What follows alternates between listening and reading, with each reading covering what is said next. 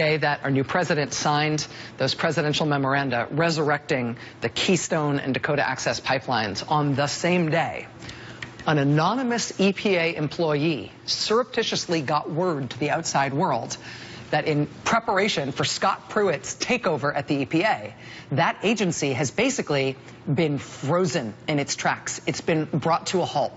Now, there has been no announcement about this from the White House. They did not put out a press release about it.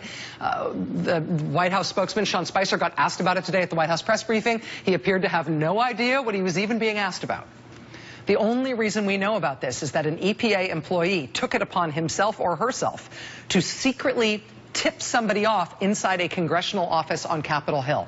And somebody in a congressional office on Capitol Hill then told reporters. And that's the only reason we know that all EPA grants and contracts have been suspended effective immediately. That's the bulk of how EPA does its work. EPA oversees over $6 billion in grants and contracts, everything from monitoring air quality to cleaning up polluted industrial sites. All of that, according to these documents smuggled out to Capitol Hill today, all of that, all grants and contracts are suspended, quote, effective immediately. The agency has been effectively stopped. And again, there's been no official announcement about this. We only know it because an employee has blown the whistle. The only reason the employee had to blow the whistle in this way is because EPA employees have also been ordered to stop talking, to make no public pronouncements on anything. In addition to this information about the contracts and grants being halted, this document was smuggled out to a staffer on the Hill.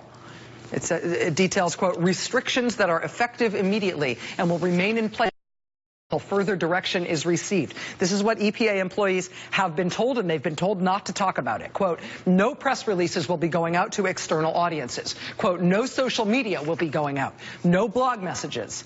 The Beach team, meaning the incoming Trump administration, they will, quote, review the list of upcoming webinars to decide which ones will go forward.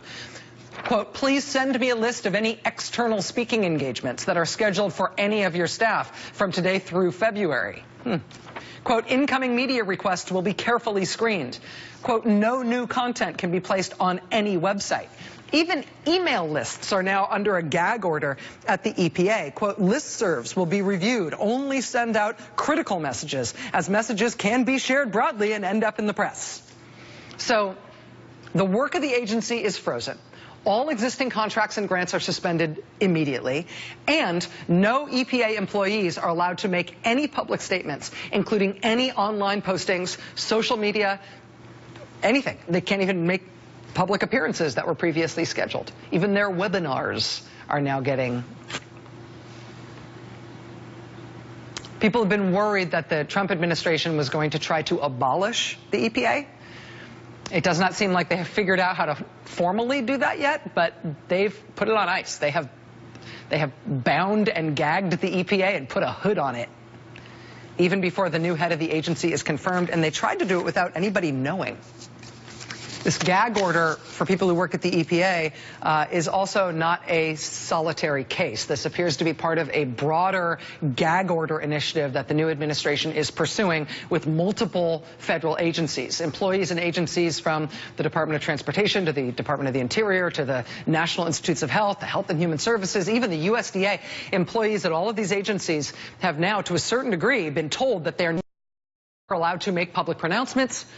In some cases, they've been told explicitly they are no longer allowed to even provide information to congressional offices. The 2,000 scientists at the Agricultural Research Service, which is part of the USDA, they've been ordered to suspend immediately the distribution of any, quote, public-facing documents. Gag order. You are not allowed to talk, not in a way that the public can see. That apparently includes even letting people know about any scientific findings for publicly supported research that these scientists are involved in. Gag order. Today there was a little flurry of defiance from the Twitter account from one of the national parks, the Badlands in South Dakota. Their National Park Service Twitter account today started posting random but real facts about climate change. apparently in defiance of the new gag orders that the Trump administration is instituting across the government. For a brief moment today, for example, this was one of their climate change tweets that was visible online. Today, the amount of carbon dioxide in the atmosphere is higher than at any time in the last 650,000 years. That is true, but that is now gone. It's interesting, about 4:30 this afternoon, the Democratic Party put out a press release rounding up all this reporting today on all these gag orders applying to all these different federal agencies, public employees being told that they're not allowed to speak. The DNC asked, again, this was at about 4:30 this afternoon, they put this in writing, quote, "How long will it take for the Twitter account of Badlands National Park Service to be suspended for its defiance?"